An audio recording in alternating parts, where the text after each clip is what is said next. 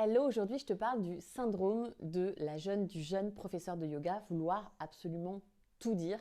C'est quoi le problème quand on vient tout juste d'avoir son diplôme de prof de yoga, qu'on est pleine de bonne volonté et qu'on veut tout dire et qu'on veut tout transmettre et qu'on veut tout donner. Eh ben, le problème c'est que on est contre-productif. En fait, j'ai deux anecdotes à te raconter. La première, c'est vraiment dans l'écrit, donc dans l'écriture de la séquence. J'ai une élève qui m'envoie donc ses séquences d'examen de Yin Yoga. Donc pour passer leur examen de Yin Yoga, elles doivent m'envoyer deux, trois séquences. Et là, donc elle m'envoie trois séquences et chaque séquence fait entre 12 et 18 pages. C'est quand même un truc de dingue, sachant qu'une séquence de Yin Yoga, c'est d'une heure, c'est environ 8 postures. Donc là, je me suis dit, ok, on est en plein dans le syndrome de j'ai tout envie de dire, j'ai tout envie de faire. Et ça, il y a là, le problème dans ce cas de figure-là, dans cette séquence-là, et là, c'est vraiment ce qui m'a sauté aux yeux. Non seulement c'est que tu veux tout dire, tout faire, mais en plus de ça, c'est que du coup, tu t'éparpilles. Donc là, par exemple, on est sur du yin yoga. Il y a un méridien, un thème, une saison en lien avec ce thème, en lien avec ce méridien, et c'est marre. Et il n'y a pas de lien à faire avec les chakras, il n'y a pas de lien à faire avec 3, 4, 5 méridiens. En fait, c'était une séquence où j'ai senti que vraiment il y avait cette envie de partager. Donc déjà, le thème, c'était un thème qui était avec plein de choses dans le thème. Donc tu vois, le repli, plus l'espoir, l'espérance, plus la résilience, plus le cœur, plus... Enfin, en fait, tu vois, il y avait déjà plusieurs thèmes dans un thème. Ok, ensuite, il y avait des liens avec les chakras. Alors moi, c'est un conseil que je vous donne, surtout au début. Si vous choisissez un chakra, c'est un chakra. En yin yoga, on ne parle pas de chakra. Il n'y a pas de chakra en yin yoga. Il n'y a que les méridiens, que la médecine chinoise. C'est la philosophie taoïste. Après, bien sûr, on peut créer des liens, mais c'est du symbolique. Et franchement, c'est un conseil que je vous donne. C'est pas vous éparpiller, d'accord. Donc là, en l'occurrence, c'était le cas. Il y avait beaucoup de choses. Et ça m'a rappelé une deuxième anecdote. Moi, j'ai adoré ce cours. J'ai pris un cours avec une de mes élèves qui venait tout juste d'avoir son diplôme. C'était son premier cours. Elle m'a invitée. Je prends son cours. Et d'ailleurs, il y avait un autre de ses professeurs de yoga qui était là. Donc, on était deux profs à prendre son cours. Et ce qui arrive, en fait, quand tu as quelqu'un dans ta salle tu vois, moi, ça m'arrive des fois. La dernière fois, il y avait le père d'un ami de mon beau-fils qui était là. C'est rien, c'est pas mon prof, c'est pas mon mentor, mais en fait, c'est quelqu'un que je connais, j'ai une petite pression, j'ai envie de bien faire, et donc forcément, ça nous met dans un état de stress. Et donc, ça a amplifié son syndrome de je veux tout dire, je veux tout faire, et je me souviens qu'elle nous a donné plein d'explications, plein de contre-indications. Si vous avez mal là, ne faites pas cette posture, faites ceci, cela. Mais si vous avez mal là, et le problème dans cette posture, c'est que ça peut créer telle douleur et tel machin et tel truc. Donc en fait, sur une posture, on avait droit à la Bible des indications, la Bible des contre-indications, la Bible des alignements, la Bible énergétique, la Bible anatomique, la Bible... Moi, perso, j'ai adoré le cours. Mais je sais qu'elle s'en voulait. Je sais que elle n'était pas contente d'elle, en fait. Et il n'y a rien de pire quand on donne un cours, c'est quand nous, on n'est pas content de nous-mêmes. Parce qu'on pense après que nos élèves, ils ne sont pas contents. Enfin bref, on part avec un bad vibes. Et en fait, je me rappelle que moi, perso, j'avais bien aimé. Mais c'est vrai que son prof lui avait fait cette remarque et j'étais assez d'accord avec lui. Donc, le problème, quand tu as ce syndrome de vouloir tout dire, le premier problème, c'est que, un, tu es contre-productif parce que tu passes trop de temps, ça passe trop de temps à expliquer, on donne tout.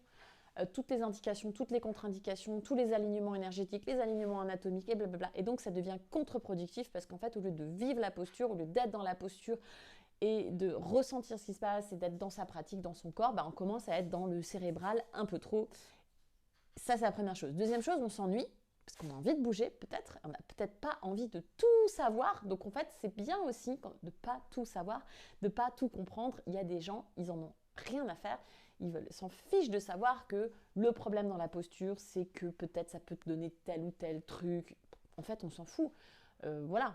Nous, on a juste envie de faire notre posture. Et la troisième chose, c'est de s'éparpiller, effectivement. Donc, c'est de partir, de sortir de ton thème, de sortir, voilà, de plus être vraiment dans le présent, dans l'essence même de la pratique, dans le corps, dans le souffle et dans le mouvement. Donc heureusement, je vais te proposer des solutions si c'est ton cas, si tu te retrouves là-dedans. On va partir sur la règle de 3 parce que, ben voilà, en fait, 3, c'est bien, c'est la trimoutie. En fait, 3, c'est bien. Pourquoi? Parce que 1, c'est très peu, 2, c'est peu, 3, c'est bien, 4, ça devient beaucoup et 5, ça devient beaucoup. Donc, on va partir sur 3 et on va se garder 3 choses. Donc, je vais prendre l'exemple du guerrier numéro 1. 3, c'est qu'est-ce qu'on fait avant la posture, donc comment on entre dans la posture, indication pour entrer dans la posture. Qu'est-ce qu'on fait dans la posture et comment on fait pour sortir de la posture. Donc ça fait 9 choses. 3 choses à dire pour entrer dans la posture, 3 choses que l'on fait dans la posture, donc 3 alignements, ça peut être du langage énergétique, langage anatomique, langage imagé, langage émotionnel, everything is possible, et 3 choses pour sortir de la posture. En fait, ça fait 9 choses, ça commence à faire beaucoup. Donc peut-être qu'on va dire un ou deux trucs pour rentrer dans la posture, un ou deux trucs, maximum 3, qu'est-ce qu'on fait dans la posture, et ensuite maximum 3 trucs pour sortir de la posture. Prenons l'exemple du guerrier numéro 1. On part du principe que nous sommes en chien tête en bas, on est sur un cours de vinyasa, notre posture de base, notre démarrage de flow, c'est un chien tête en bas. Ok. Inspirez, levez la jambe droite vers le ciel. Expirez, regardez entre les mains, posez le pied droit à la place de la main droite. Regardez le pied droit, avancez le pied, regardez le pied gauche, pardon.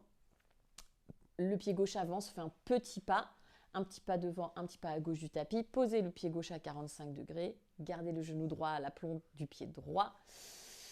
Ah, ça commence à faire beaucoup de choses. Déroulez la colonne, redressez-vous. Là, amenez les 2 bras vers le ciel. Guerrier 1. Ouais, ça fait déjà pas mal de choses.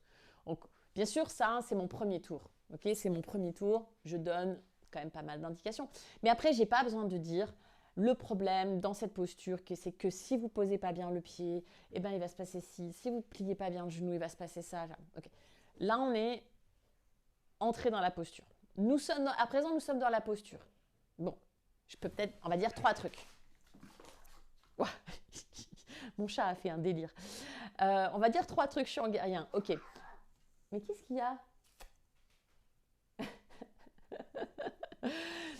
On va dire, je sais pas, moi j'aime bien en ce moment, dans le guerrier 1, ne cherchez pas à vous aligner, ne cherchez pas spécifiquement à parfaitement aligner votre bassin. Pensez verticalité, pensez opposition, pensez les bras qui montent vers le ciel et les appuis dans le sol. Tu vois, moi j'aime bien indiquer ces oppositions. Voilà. Après, on peut faire, en fait, on peut raconter un milliard de trucs sur le guerrier. Là, j'ai peut-être pas choisi la bonne posture parce qu'il y a un milliard de choses à dire. Prenons le guerrier 2. Qu'est-ce qu'on peut faire pendant le guerrier 2? Le regard vers l'index et le majeur. Basta. Les épaules relâchées. Basta. Les appuis solides. Basta. Éventuellement, plier un petit peu plus le genou droit. Mais je commence déjà à en dire trop. Okay, donc, on va en choisir 3. Et ensuite, on va sortir de la posture.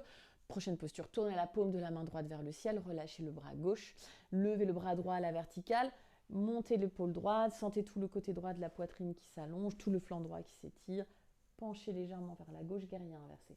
Ok. Donc, encore une fois, et en fait, le deuxième tour, on va dire moins de choses. Guerrier 2, le regard vers l'avant. Laissez le regard se perdre. Prochaine inspiration, guerrier inversé. En fait, après, on a de moins en moins besoin de dire tout ça. Okay, donc, si jamais vous êtes dans ce syndrome de la prof qui veut tout dire, ou c'est... Gardez en tête qu'il n'y a pas besoin de tout dire, que si vous avez envie quand même de accentuer certaines choses, certaines bonnes pratiques, certaines bonnes habitudes, certains bons alignements, parce que voilà, vous voulez pas juste faire la liste des postures, et vous avez appris en formation qu'on ne donne pas juste une liste de postures, mais qu'on indique les postures, on indique comment on y entre, on indique quoi faire quand on est dedans, on indique comment on en sort, okay, et que vous voulez bien faire votre job.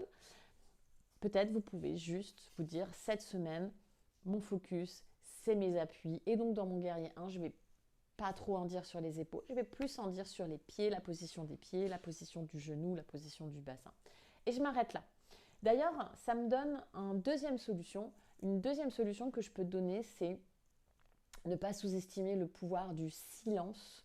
Alors, parfois, on a besoin de finir nos phrases, ou on a besoin de faire des longues phrases, ou je sais pas, où en fait on a besoin de justifier nos phrases. Et ça va être très dur au début, mais tu peux te dire, posez le pied droit entre les mains, posez le pied gauche 45 degrés, redressez-vous, ramenez les deux bras vers le ciel, guerrier 1. Et là, vide intersidéral, vide de l'espace, c'est ok. T'as dit que ça. Et c'est ok. Silence. Oh my God. It's so good. It's so good de mettre des silences. Même pour toi, en fait. C'est pas grave si tu mets pas des sujets, verbes, compléments d'objet direct, adjectifs qualificatifs, blablabla. Bla bla. Less is more. Less is more. Ok? Alors, j'espère que cette vidéo aura été utile pour toi et je t'encourage à méditer tout ça. Une dernière chose que je peux te dire, c'est quelque chose que je dis dans presque toutes mes formations, tout le temps.